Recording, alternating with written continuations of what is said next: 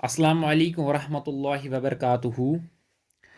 So today we are gonna to start our chemistry course from organic chemistry because organic chemistry एक वो part of chemistry होता है जो कि हम लोग अक्सर भूलते हैं। तो इसको पहले हम कंप्लीट करते हैं, तो इसके बाद हम इनऑर्गेनिक फिर फिजिकल केमिस्ट्री के बारे में देखेंगे। तो पहले हमने इसलिए ये उठाया क्योंकि ये भूल जाते हैं और फिर इसको हम लोग उन्हें रिवाइज करने के लिए टाइम मिल जाएगा ज़्यादा। तो बिना टाइम वेस्ट करके हम स्टार्ट करते हैं। तो organic chemistry some basic principles and techniques, this is the chapter of organic chemistry of class 11th। तो ये हमारा पहला चैप्टर है। तो यहाँ पे अगर हम देखेंगे, यहाँ पे एक कैटिनेशन प्रोसेस है, कैटिनेशन प्रॉपर्टी है। तो कैटिनेशन प्रॉपर्टी वो प्रॉपर्टी होती हैं जहाँ पे जिसमें कोवेलेंट बॉन्ड्स फॉर्म होते हैं, चेन्स फॉर्म होते हैं। तो ये इसको हम प्रीवियस चैप्टर्स में डिस्कस करते हैं और उसको हम वहीं अच्छे से पढ़ेंगे। और ऑर्गेनिक केमिस्ट्री में हम we can say the organic chemistry का बाप जो है वो कार्बन है। तो हम कार्बन की स्टडी करते हैं, उसी को हम ऑर्गेनिक केमिस्ट्री कहेंगे। अब जनरल इंट्रोडक्शन में ज़्यादा कुछ नहीं है, ये हम 9th 10th से ही पढ़ते हैं कि जनरल ऑर्गेनिक केमिस्ट्री के बारे में, मतलब इसका इंट्रोडक्शन के बारे में। इसका इंट्रोडक्शन ये मतलब है कि organic compounds are vital for sustaining life on earth. ये यहाँ मतलब ऑर्गेनिक के इनिशियल टाइम में, मतलब एनिशियंट टाइम पे बोलते ही थे कि ऑर्गेनिक कंपाउंड जो थे नेचुरली एग्जिस्टेड है। अब इसके बाद साइंटिस्ट्स आ गए, जैसे कि एफ वोलर आ गया, उसने अमोनियम साइनेट से यूरिया बनाया। अमोनियम साइनेट से उसने यूरिया बनाया। अमोनियम साइनेट क्या है? This is the inorganic compound. तो इसने इनऑर्गेनिक कंपाउंड से ऑर्गेनिक कंपाउंड बनाया। तो ये जो थ्योरी दी गई थी ये डिस्प्रूव हो गई। अब इसके बाद और एक साइंटिस्ट आ गया, कोब आ गया, बेर्थलॉट आ गया, उन्होंने भी इसके बारे में स्टडी की। तो अब हमारा टॉपिक जहां से स्टार्ट होता है that is tetravalence of carbon shapes of organic compounds.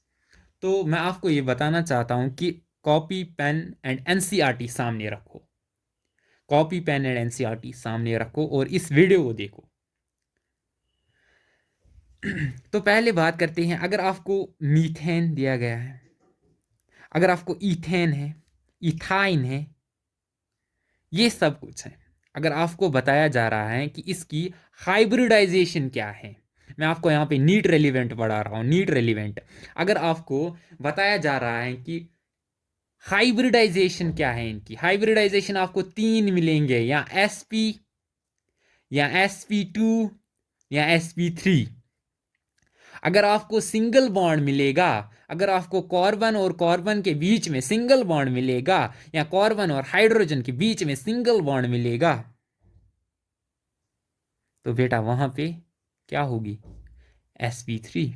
मतलब जहां पे कार्बन हाइड्रोजन के अलावा जहां पे आपको सिंगल बॉन्ड मिल जाएगा तो sp3, जहां पे डबल बॉन्ड मिल जाएगा तो sp2,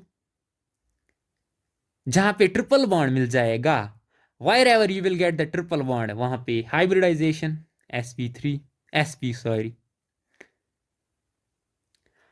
तो ऐसे ही और यहाँ पे एक पॉइंट है, ज़्यादा इंपॉर्टेंट तो नहीं है, फिर भी हम इसको ध्यान में रखेंगे कि sp जो होता है, sp हाइब्रिड ऑर्बिटल्स जो होते हैं वो कंटेन करते हैं मोर s कैरेक्टर, वो मोर s कैरेक्टर कंटेन करते हैं।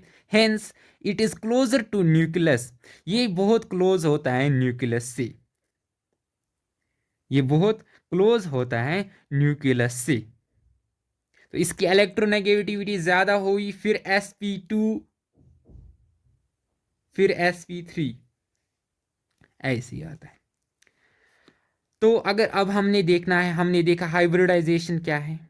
तो अगर आपको ऐसे ही एक यहाँ पे हम some characteristic features of pi bonds and sigma bonds देखेंगे हम।